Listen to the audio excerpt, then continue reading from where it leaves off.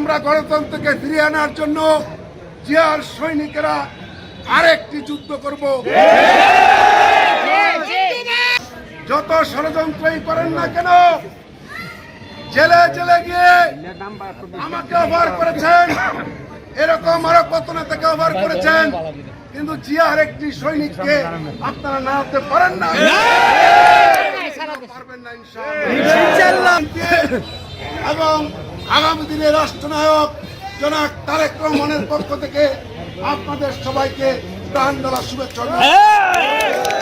এই বাংলাদেশ ৩০ লক্ষ শহীদের বিনিময়ে স্বাধীন হয়েছে। আজকে আমাদের স্বাধীনতা কোথায়? ভোটের অধিকার নাই, গণতন্ত্র নাই। আজকে মানুষের এই বাক স্বাধীনতাকে হরণ করা হয়েছে। আপনারা প্রস্তুত থাকুন।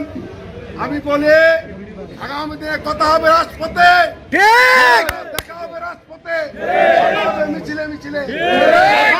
আপনারা ভালো থাকুন, সুস্থ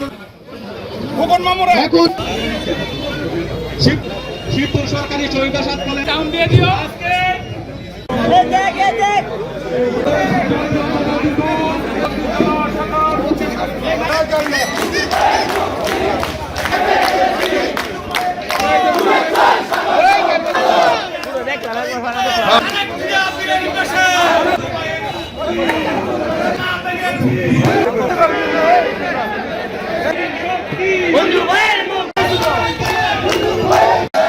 এই কথা বলে বাংলাদেশ জিন্দাবাদ।